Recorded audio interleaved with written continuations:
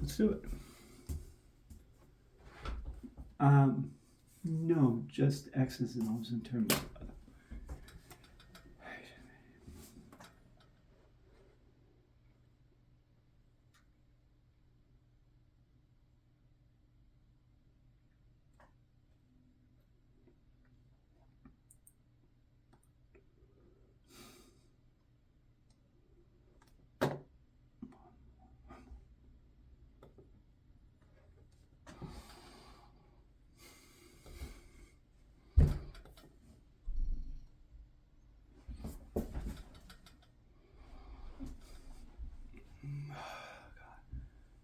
Here we go. This is as good as it's getting.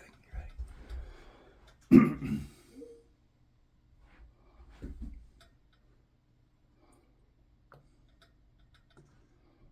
Hey, Jonathan. Hi, Kurt. Nice to meet you. Nice to meet you. How are you? I'm good. Fine, thanks. I'm kind of riding the wave here.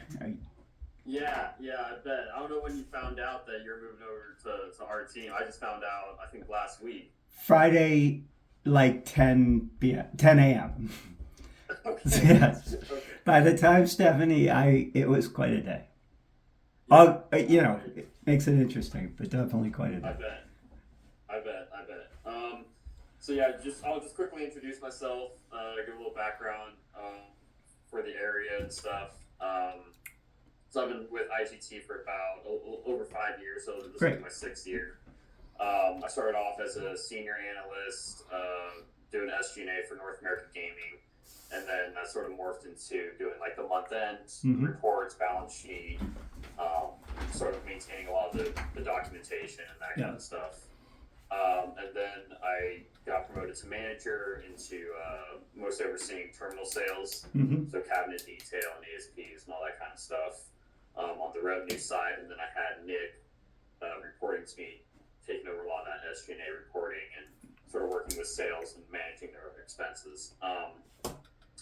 So then last year, when all this stuff was happening and Stephanie joined the team, Right. I got moved over to global gaming, sort of more consolidations and for month end deck, is so outside of North American Gaming and outside of my previous role, Nick took over a lot of that stuff as well that I was doing previously. Yeah. Right. And now with Nick leaving, obviously that sort of leaves a hole for SG&A and stuff. And I think that's where you would come in. I think the idea for SG&A, and we can get more into this later, but Sure. would be more of a global perspective, not just North America Gaming, but Mm-hmm. sort of finding ways that we can track expenses more for like a by department sort of more by department sort of dashboard Mm-hmm. view. So yeah. So basically, that's how the roles have changed. It's been pretty quick. Right. The last couple months or so, as you know. So yeah. So I'm just curious about your background, your history with IGT, what you've been Sure. doing. So I was told I was the last COVID hire. So I'm just under 5 years. I think I'm 4+, definitely. And I've been Okay. working on the cost side for gaming pretty much exclusively. Although that group has been changing so much, it doesn't feel like I've had the same role. But Yeah. so with gaming, anything that touches the cost side for casino systems, and now I'm VLT, but I actually had that before, but really any of the groups that kind of roll up to it, including some of CTO stuff, but I guess that's going to be kind of peeling away. Yeah. And before that, I did 8 years at Dell doing managed services, but FP&A, basically the same kind of role. Nice. I enjoy doing having your business partner and kind of working with them as things change, and it's always it's always evolving. It never doesn't. So, and now it's just nuts. So this has been kind of an extreme. But yeah, I love data. I love the any type of, from a low level data to the roll up. I have. I mean, you're gonna obviously be kind of giving me the what I'm keeping, what I'm not. Right now, I have there's some maintenance kind of work with some of the data, whether it's rolling up monthly financials to the right now, obviously with revenue, with Rev One open, and we're kind of going through that. So as that kind of making sure that those financials go in, but really, I think where it's going to be interesting is seeing where the sales side of it is, because I've been pretty excluded from that. So that'll really be. I'm kind of curious to see. It sounds. I didn't know Nick was leaving, so it sounds like I'm taking on a lot of his stuff. Yeah. So the terminal sales stuff, not so much. Mm-hmm. We have someone on the team who sort of did the VLT side of that for product sales, and so they'll be taking over the rest of the product sales for that. He also is doing part sales conversions. Louis will be taking that. So it just be sort of the SG&A stuff, but again, that SG&A role is like very much expanded now. Okay. And in terms of the sales, I would say the most important things are, obviously payroll headcount, which is sort of standard for any sort of cost side. But then I think more in terms of tracking like travel and like marketing and advertising, outside services, are sort of the big sort of controllables, right? Yeah, right. That the sales can have in terms of, trying to maintain their budget. So in the past, when I first took on just for North America Gaming, I would sort of have to manually keep track of each segment. So under North America Gaming, right, we have like East region, West region, all that kind of stuff, and I would have to basically go into SAP into almost like each cost center. Absolutely. And like double click into the big expenses for marketing, advertising, whatever, and see what it is and document that. Yeah. Obviously, at a global stage, that's not very sustainable. Right. And they want a little more detail in terms of, I think, like by employee and by manager or director, let's say. And so I know Nick was working on putting a dashboard together, like Power BI, and linking that to basically like a Concur pool or Concur flat file that you could load in, and then people could go into the dashboard and they could see, their expenses, and you have that sort of by employee, by department sort of information, and you have more detail, right, in terms of the travel expenses or what the dinner was, or marketing event was and stuff like that. So I think that is the overall goal. So we have that meeting later today, right, where Nick can now show you where he's at, and I think the progress he's made, and then hopefully the next week or so he can slowly start handing off that process to you. And however, again, you see fit. I don't want to control the process necessarily, right? I leave that to you to figure out. Yeah, but I definitely, for what it's worth, I'm brave enough to take a shot with certain things, but it's better for all of us by, if you see things where it's like, I'll give you a shortcut, just, skip A or hit B and C. I take that stuff really well, because we've all been in our roles, long enough that. Yeah, 100%. And I just, I try to also, with Nick and stuff, like there's a lot of things that he had experience in with his days in audit and things like that, where he's able to leverage some of those experiences into looking into Concur and things like that I didn't really have enough experience with. And at the time we were, again, I was hired during COVID as well. It was more just like SG&A costs, right? It's more like what are the big spenders and cut it kind of deal, right? And putting travel budgets at way below reasonable levels and expecting people to hit it, but then the economy opened up again, and then travel went through the roof, right? And how is it do we want to yeah. make sales or not? So, then there was that sort of like, so we're in a different boat now, I think, with Apollo and everyone sort of being more stringent on costs just because of the sort of cash flow implications and all that kind of stuff. Hector's goals. All that kind of issue. Yeah, exactly. So, we'll just take it day by day and see where it's at. I wasn't, again, with my new role, Nick wasn't really reporting to me anyways, so it wasn't something that I was up to date on. I would check in once in a while to see where he was at, but it wasn't something I was really a part of. So So I'll also be learning along with you. Good. And I You'll be on also that understand call? yeah, You'll be on that yeah, I call will with be. her? Great. Yes. Yeah, yeah. So, I also understand, right, you're on the East Coast, so three Yes, and hours. Yeah, I okay. was in Providence until they started closing it, but I'm in Worcester, basically, the middle of Massachusetts. Okay. I was a remote job pretty much initially, but yeah, I'm East Coast, so if that helps in any coverage, but I work usually like I would be expensive if I put my hours in. Just kidding. I don't think I'd like a job like that. Like if I know I've got a meeting later, like I like when I am thinking about the job of hours. So and right now is that's it's all good with that. So I tend to if something comes up to be on a later meeting is nothing. That's Okay. all great. Okay. Yeah, I try to be really, respectful of everyone's time, and I don't want to, obviously, infringe on people's personal issues. I mean, personal lives. Right, Like right, right. right now with Stephanie and stuff, I will say, like, just to be completely transparent and upfront, Please. it is like a lot of hours right now. It's completely crazy. Yeah. I've never been a part of something like this unless when I first started my career, I actually worked at Diamond Resorts, which was a timeshare company, and Sure. we did a whole new budgeting process, and that was a lot of hours, and we had to travel around to the resorts around the country and show the managers how to use this new process while we were still building it. So that was a crazy summer with a lot of Right. hours. But since that point, this is definitely the most hours that I've worked. And Stephanie's all over the map. She'll message at like 9, 10 o'clock at night because she's a mom with like 3 kids. Right. So she works crazy hours. Oh, I didn't know. Yeah.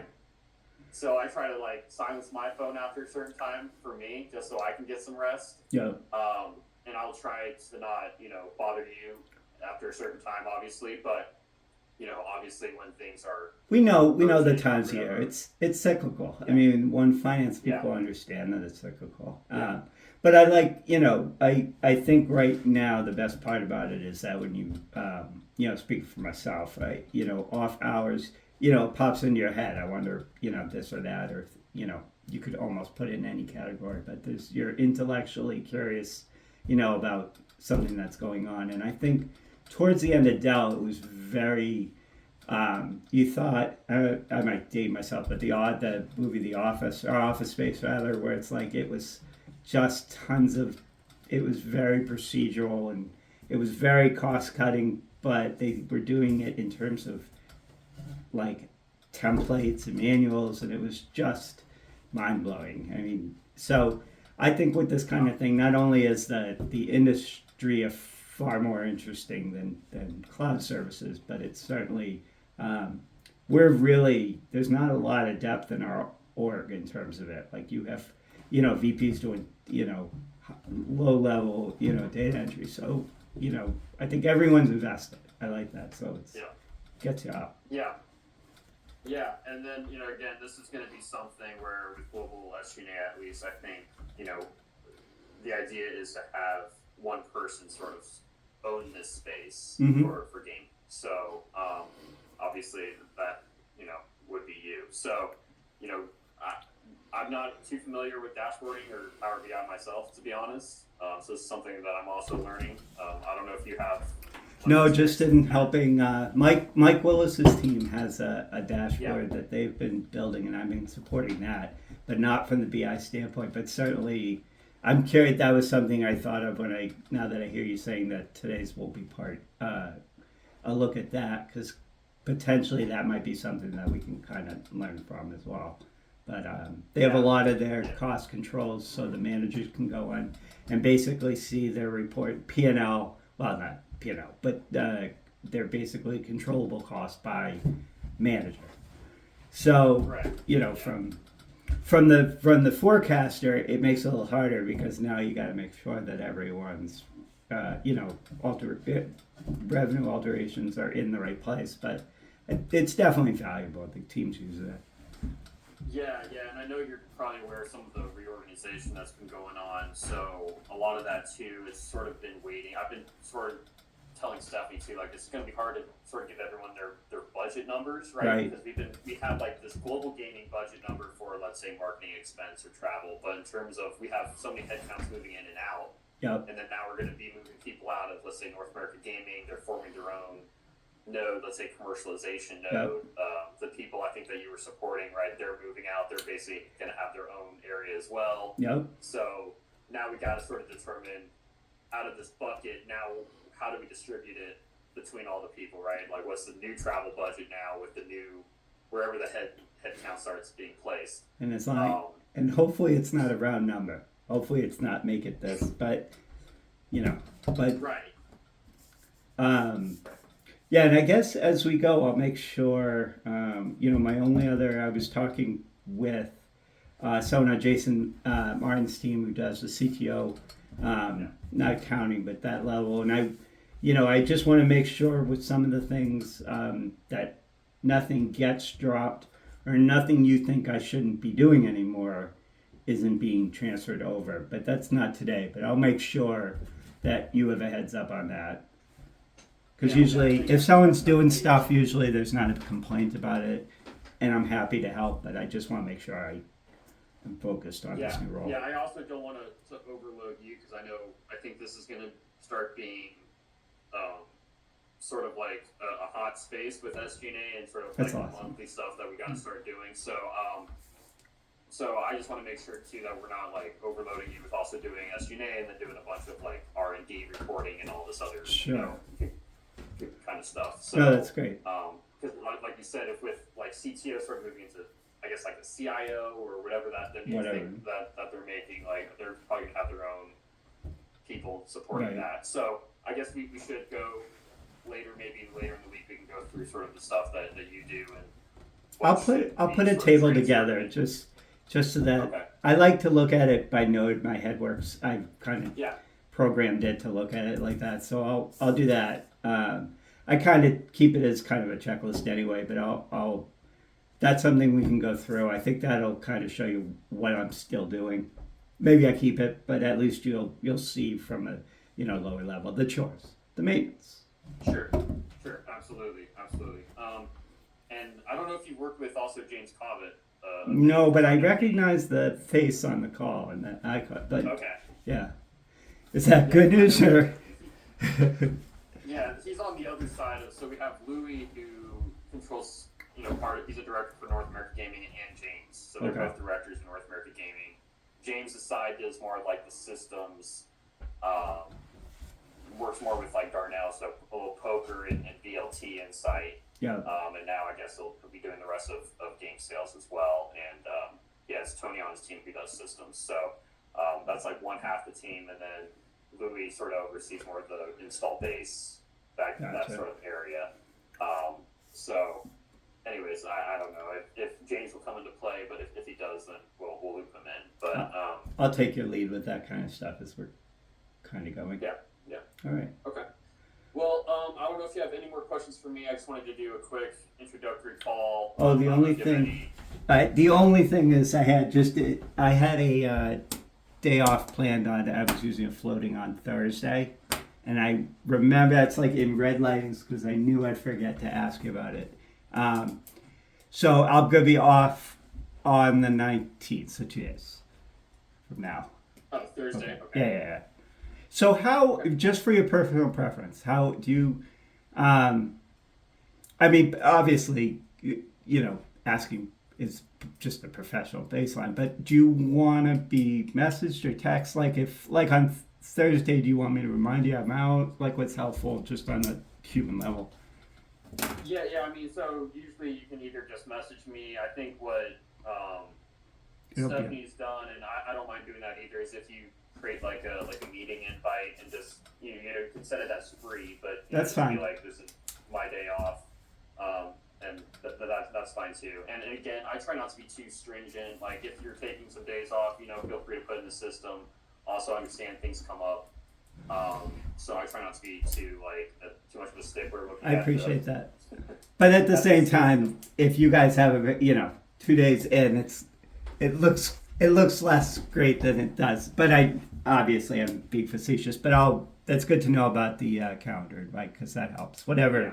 makes it easier Yeah, to look yeah, at. and again, if there's doctor appointments, so I had a doctor's appointment this Friday as well, in the afternoon. So I just sort of let her know. I don't like put in sick days for like a couple hours. Okay, So actually, that was that's good to know. Either yeah, way. yeah. Yeah, No one's never really just done that wanna to know. me. I try not to be such a dick about that with other Right. people. So, also myself, I take care of my dad. My parents are a bit older, so we live together. So on Thursdays, usually I take care of them. Yeah. Or my mom actually takes off. She does her own thing, so I take care of my dad. I have my wife here as well. So I'm sort of in and out of the office. My days in the office are Tuesday, Wednesday, and I'm home today because I had my appendix removed 2 weeks ago. So I'm still recovering from it. You look fine. You look good. I mean, I guess the only other picture reference is the picture in your icon. You look Yeah. good. Yeah, thank you. Yeah, no. So today was a busy day, so I figured I'm just gonna stay home. Whatever. I'll try to go in tomorrow, but I obviously you're on the other side. I honestly don't care, right? Yeah, It does not matter to me. So, sounds um, so if good. anything comes up, feel free to reach out. Yep. And I guess we'll go from there. We'll have our meeting, and see what we can do. And yeah, if you have any ideas or you want to discuss anything, I'm always free. So, Awesome. So, yeah. Looking forward to it. All right. I All right. appreciate it. All Thank you right. so Bye. much.